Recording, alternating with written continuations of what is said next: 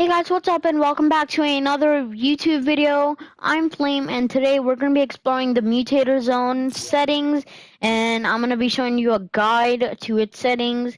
And as always, if you do learn something new from these videos, then make sure to leave a like, subscribe, and hit the bell because I'm going to be posting a lot of good Season 5 content as well tomorrow. So you don't want to miss out. And let's jump right into it.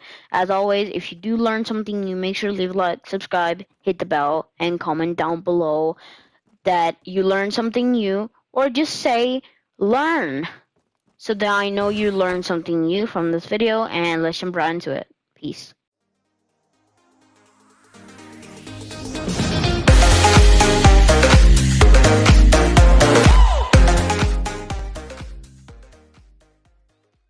Alright guys, here we are in creative, and let's explore the Mutator Zone settings. So, allow weapon fire. What this means is, if players in the zone, or they need to be in the zone for the setting, or any settings in the Mutator Zone to be activated, do you want players to be able to shoot within the volume, which means within the zone? So yeah. So I'll have that on, and I'll drop some weapons when we're testing it out to show you that you cannot shoot and you can shoot. So let me just place down another one, and then I'll show you guys that you can shoot and you cannot shoot as well. So yeah, allow building.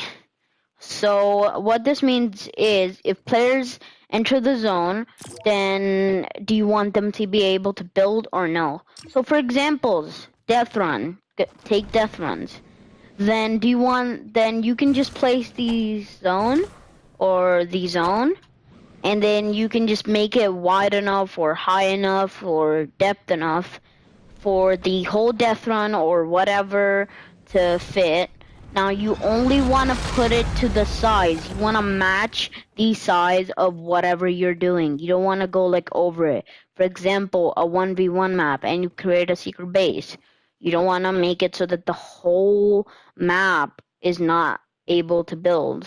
So yeah, you don't want to do that. Just do it for the zone itself. For example, I'll place this down. And if I just want it to be a 3x3 like this, then the most ideal thing to do is to set the Mutator Zone in the middle of the 3x3. But yeah, I did a mistake, but yeah, you want to place it right here. And then what you want to do is, I'm just going to set that, allow building, no, zone width. I'm going to set that to 4 and see if that works. Is that enough, or does that overlap? As you can see, 4 like that, that's a 3x3. And then you want to set depth to 2. And if that doesn't work out for you, then just do 3. And this is a 3x3. And if a player doesn't go into the zone, then they'll be able to build. But if they do go into the zone, as I'll throw up an example on the screen right here, as you can see, I'm not able to build when I'm in the zone, but when I got out of the zone, I was able to build. So yeah. And here we are back near our original Mutator Zone. So yeah, that's the allow building setting. Zone visible during game. Do you want this blue stuff to be visible during game? Ideally, no, but you can set it to yes.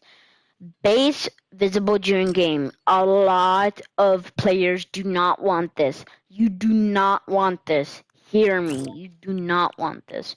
Because then they'll be able to see this, and then they'll know that there's a Mutator Zone. So that's going to be ugly of your map. So I recommend don't do that. Zone width, depth, and height. So these are pretty self-explanatory. You can just adjust the height, width, and depth of the zone. So yeah, as you saw me doing that for a 3x3 right there. Now tiles, how tiles work is this. See, if I did it to 2, it's not a whole tile. Let's check. See, it's not a whole tile. It is half of both the tiles. So right there, one, and then half of two tiles. One half and one half. So you have one, half of a tile, and half of a tile. Now, if you set it to three, then it will be like that. It's gonna be a 3 by 3. So yeah, that's just gonna be it. I'm just gonna set it back to my controller glitched. Let's get out of that. Alright, there was a glitch, but now we have fixed. So I'm just gonna set it to 1 because I only wanted 1. Enabled at game start. So ideally you want this on because if you set it to no, then it will not be enabled at game start and you will need a trigger to set up this channel, enable when receiving from. So yeah. Affects players. Do you want it to affect players? Likely you do, but if you don't, then you can set it to no. Affects creatures. Do you want it to affect creatures or no? Pick up lifespan. Now a lot of people get confused with this. You might think of it like player's life. Do you want them to kill? No. It's basically the lifespan of the weapons that you drop or items that you drop. So ideally, if you're making a 1v1 map, then you can make it the whole like 1v1 arena, just the arena. And then what you can do is set this to max 30 seconds, the max limit. And then it will just like consume all the items every 30 seconds so that the island can be cleared. So yeah. And if you want it infinite, then it will just make it so that it won't consume them. So, yeah. Selected team. So what this means is, if set to none, all players are affected. Otherwise, the chosen team will be used to determine the effects team effect. So, what this means is, do you want a selected team or specific team to be affected by the mutator zone only? So, affected affects team, you can set it to only selected or all but selected. So, yeah. Selected class. Do you want a specific class that actually is affected only by the mutator zone? So yeah, affects class, all but selected. This means that do you want it's basically the same as affects team, but it's your class. So yeah, all but selected means that like all the other classes but selected. So the selected ones won't get affected, but if you set it to only selected, then the only selected people will get the effect from the thing. So yeah. And here we are at the channels now.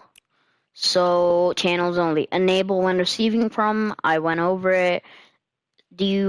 Now for the setting to work, you have to turn off enable that game start, and then you'll have to set up a trigger, and when you hit the trigger, it will enable the device or the mutator zone. Disable when receiving from. So if you set a trigger and you set it to, for example, channel 2, and you hit it, then it will disable the mutator zone. Update selected team when receiving from. Changes the selected team setting to match the player who transmitted on the chosen channel. What this means is that the selected team that has triggered the chosen channel will be updated. So, yeah. Update selected class when receiving from. It's basically the same as the setting that I just talked about, but it's the class. On player entering zone, transmit on. So for example, when I start the game, when I enter it and you set it to channel 1, then it will transmit it on channel 1 when I actually get in the island. So yeah. And then on player leaving zone, transmit on. What you want to do is on leaving zone, transmit on, and what that means is, so if I just go in it, yeah, I'm in the mutator zone, chilling with my boom and emote. But then if I go out, it will transmit it on that specific channel. Now, what this is useful for is actually the max height teleporter. So if you have, for example, the max height, then when they get out of the max height, then they will get teleported. So yeah. So when I start the game, the wave will go into the zone, and when he leaves, it will transmit it to that channel. So let's set it to channel 1. And if you want to do the max height teleporter, I'll show you really quickly. Teleporter.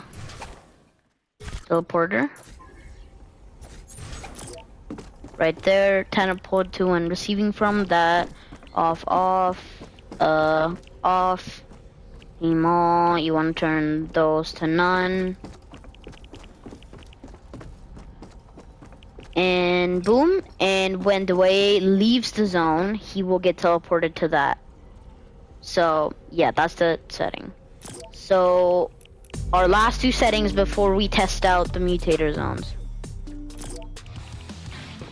So when player starts emoting, transmit on. So for example, when the way right here, when he emotes in the zone, it will transmit it to that channel. So let me set it to 2, and it will transmit it on that channel 3. Let me just copy these. So teleport to and receiving from channel 2, channel 3. So when he starts emoting, it's gonna transmit on channel 2, and it's gonna teleport him here. And then when the way stops emoting, it's gonna teleport him here. So yeah, those are the last 2 settings, and let's go ahead and test this. Right there. Go there. Oh shoot, I triggered the other thing. Oh shoot. See, that's another problem that I wanted you guys to notice. I purposely did that. So what I did was I actually set it to 1. Now you want to use the channels that you haven't used yet. You don't want to use channels that you have already used. So yeah, you're gonna want to set those. No, I'm just gonna set it to 5. I'm just gonna set it to 10, 11, and 12. Oh boy. And then let's set it to 10, 11, and 12. The way, ready? It's gonna work now. Ready?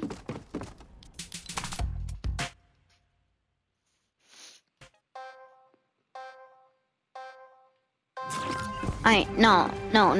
Let me show them first, and then you can show them. So here I am, and then I'll do booming, and then it teleports me.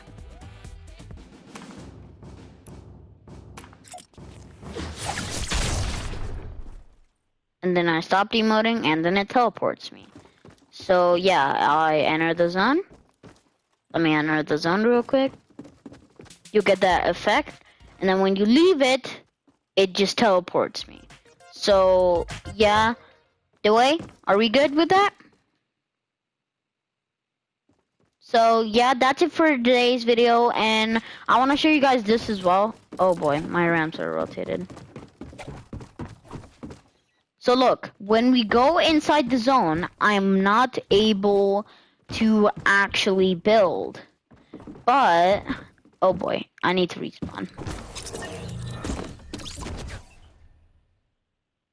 So, and then when I come out of it, I'm able to crank 90s. So, yeah, and that's it for today's video, guys. I hope you guys enjoyed this tutorial and learned something new.